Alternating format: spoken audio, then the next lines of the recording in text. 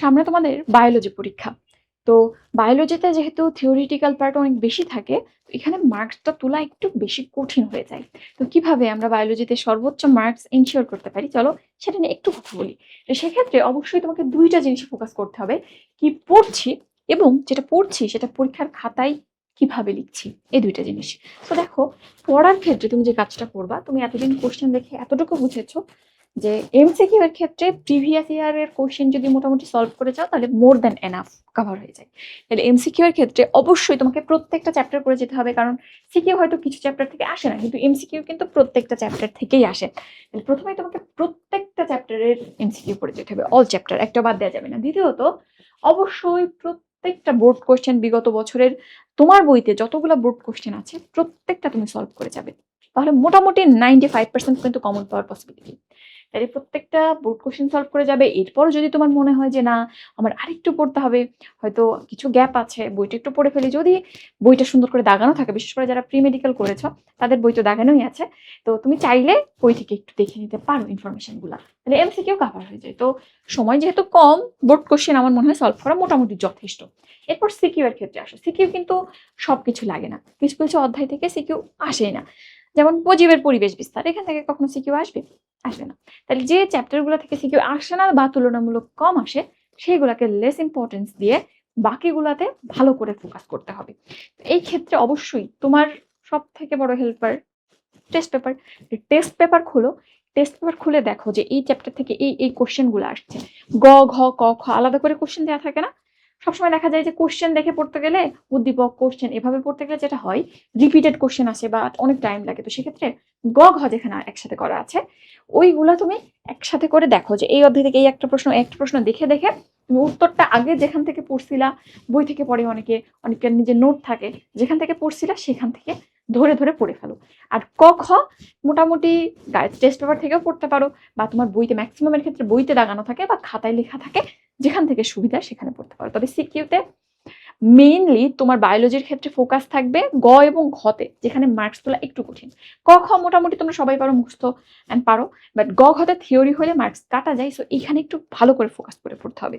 ওকে, এরপর দেখো আমরা খাতায় লিখবো কি করে। খাতায় লেখার ক্ষেত্রে কয়েকটা জিনিস খেয়াল করতে হবে। এবার আমরা যে কথাগুলো বলে থাকি যে খাতা সুন্দর করে প্রেজেন্ট করো, গ্যাপ দিয়ে লিখো, মার্জিন করে লিখো, সবকিছু ঠিক আছে, বায়োলজির জন্য স্পেশালি কোনগুলো ফোকাস করবো? তো প্রথমেই এখানে question selection is very much important, কারণ কিছু কোশ্চেন আছে শুধু থিওরি, লিখলে টিচার 1-2 মার্ক এমনিতেই কেটে দিবে। কিছু কোশ্চেন আছে ফিগার দিতে হয়, প্রসেস লিখতে হয়, ফ্লো চার্ট লিখতে হয়, টেবিল আকারে লিখতে হয়। হয়তো তোমার কাছে 4টা পার্থক্য চাইছে বা 8টা পার্থক্য চাইছে, 4 মার্কস। যদি 8টা লিখো, নাম্বার কাটার জায়গা নেই, সুযোগ নেই।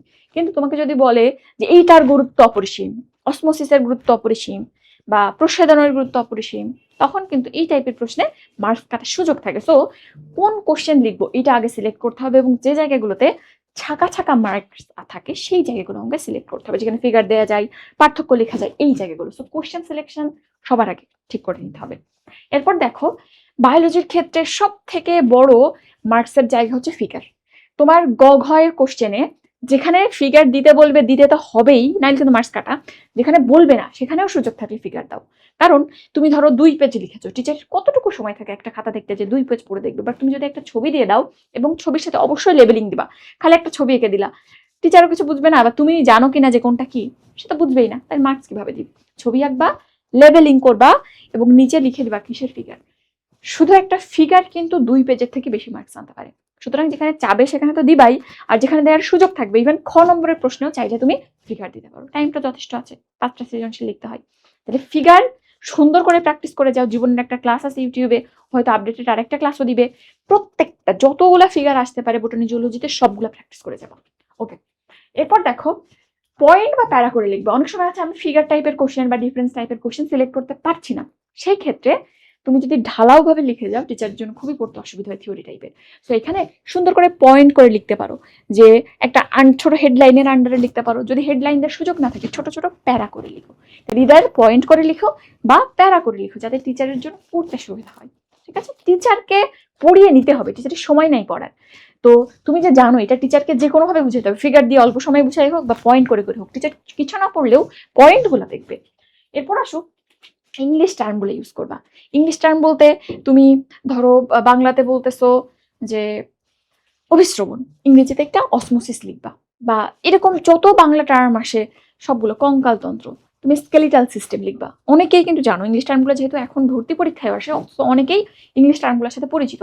ইংলিশ টার্ম বেশি ব্যবহার করবা, বেশি চোখে পড়বে, এবং আসলে জিনিসটা দেখতে ভালো লাগে। বাংলাতে আমার পছন্দ না এগুলো বানান করে লেখা, টিচারের ক্ষেত্রেও কিন্তু সেটা হবে।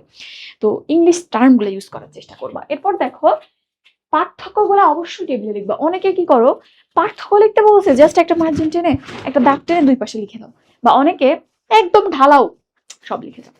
আমি জানি না কোন লজিকে লিখো। অবশ্যই পার্থক্য টেবিলে লিখবা, পয়েন্ট করে লিখবা। 8টা পার্থক্য, 1 2 3 4 5 6 7 8 পয়েন্ট করে লিখবা। তাহলে দেখবা একদম ফুল মার্কস এনশিওর করা যাবে এই জায়গাগুলোতে। এই টেবল অ্যান্ড ফিগার এই জায়গাগুলোতে মার্কস কাটার জায়গা থাকে না। এরপর সব থেকে ইম্পর্টেন্ট যেটা, প্রশ্নের নাম্বার অনুযায়ী লিখবা।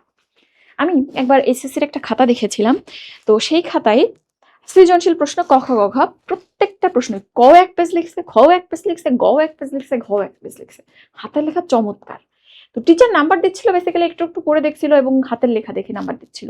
তো ওই বাচ্চাটা যদি কটা 1 2 লাইনে, খটা 4 5 লাইনে বা 6 7 লাইনে, গটা 1 পেজ, ঘটা 1.5 2 পেজ এভাবে লিখতো, তাহলে কিন্তু ওর হাতের লেখা এত চমৎকার ছিল, মোটামুটি ভালো নাম্বার পেয়ে যেত। কিন্তু টিচার যখন দেখছে সে ক নম্বরের প্রশ্ন 1 পেজ লিখেছে, তখন কিন্তু ইমপ্রেশনটাই খারাপ হয়ে গেল যে আসলে কিছু বুঝেই না, পরীক্ষার মার্কস ডিস্ট্রিবিউশন বুঝে না, এতটুকু স্মার্টনেস তার মধ্যে নাই। সো কোশ্চেনের মার্কস অনুযায়ী কিন্তু লিখতে হবে। তোমার 2 মার্কসের কোশ্চেন, তোমার মনে হচ্ছে কিন্তু অনেক কিছু লেখা যায়, তুমি লিখে দিলা 2 পেজ, খুবই দৃষ্টিকটু দেখায় এবং খুবই লজিক্যাল। সামারি লিখেছো না, তো ওই সামারি করেই তোমাদেরকে 5 নম্বরের প্রশ্নের যে সাইজটা সেটাকে 2 নম্বরের কোশ্চেনে আনতে হবে, বুঝছো? সো সাইজ মেনটেন করে অবশ্যই লিখবা। মনে করো না বেশি লিখলে বেশি নাম্বার, এটা কিন্তু খুবই ভুল একটা কনসেপ্ট। তো তুমি যদি খাতায় লেখার ক্ষেত্রে এই কয়েকটা নিয়ম ফলো করতে পারো, বিশেষ করে figure, very very very very much important, তাহলে কিন্তু মোটামুটি হাইয়েস্ট বা খুব ভালো একটা মার্কস এনশিওর করা যায়। ঠিক আছে? তো এই তো, এইভাবে তুমি যদি একটু কয়েকটা দিন পরিশ্রম করতে পারো এবং লেখার ক্ষেত্রে একটু স্মার্ট হও, আশা করি ভালো মার্কস পাবা। তো আমাদের মেডিলজি থেকে অলরেডি কিছু সাজেশন ক্লাস তোমরা পেয়েছো, এমসিকিউ সাজেশন ক্লাস পাবে। আমি হয়তো শুক্রবার থেকে 1 2 দিন দেরি হইতে পারে আমার এমসিকিউ গুলা দেওয়ার, তোমার পরীক্ষার আগের দিন মোটামুটি আমার ক্লাসগুলো পাবে। আমার পরীক্ষা আছে, সো একটু বিজি। তো আশা করি তোমাদের সাথে দেখা হবে ক্লাসগুলোতে। আর এখন অনেকে অ্যাডমিশন নিয়ে কথা বলছো, কারণ পরীক্ষা প্রায় শেষের দিকে, সো অ্যাডমিশন নিয়ে কথা বলছো। সো যদি 26 ব্যাচে যারা আছো অ্যাডমিশনের কোর্সগুলোতে ভর্তি হতে চাও, আমাদের অনলাইন অফলাইন দুটো কোর্সই আছে। অনলাইনের ক্ষেত্রে তোমরা খুব সীমিত কোর্স ফিতে 5,500-এর মতো কোর্স ফিতে ভর্তি হতে পারবে, এবং যদি ডিসকাউন্ট থাকে, কারেন্টলি একটা ডিসকাউন্ট চলছে, তাহলে তোমরা 4,500-এই ভর্তি হতে পারবে। আর অফলাইনের ক্ষেত্রে একটু কোর্স ফিটা বেশি। অফলাইনে আমাদের একটাই ব্রাঞ্চ আছে ফার্মগেটে। যদি অফলাইনে কেউ পড়তে চাও, আমরা কয়জনই যারা অনলাইনে ক্লাস নেই তারাই ক্লাস নিব, তো তারাও কিন্তু ভর্তি হতে পারো। সেক্ষেত্রে ফোন নাম্বার দিয়ে দেবো, কল করতে পারো। তো অ্যাডমিশনে আসলে সবাই আগে আগে ভর্তি হয়ে যায়, সবকিছু চিন্তা করে। তো চিন্তা করে দেখো যে কোন দিকে যাব, কিভাবে কি করব। প্র্যাকটিক্যাল হইলেই যাতে যে কোচিংয়ে ভর্তি হও সেখানে যে পড়াশোনা শুরু করতে পারো। ভর্তি হয়ে সবকিছু কনফার্ম করে রেখো, হোস্টেল টোস্টেল সবকিছু ঠিকঠাক করে রেখো। ঠিক আছে? তো ইনশাল্লাহ আবার অন্য ক্লাসে দেখা হবে। সবাই ভালো থাকো, সুস্থ থাকো। আল্লাহ হাফেজ, আসসালামু আলাইকুম।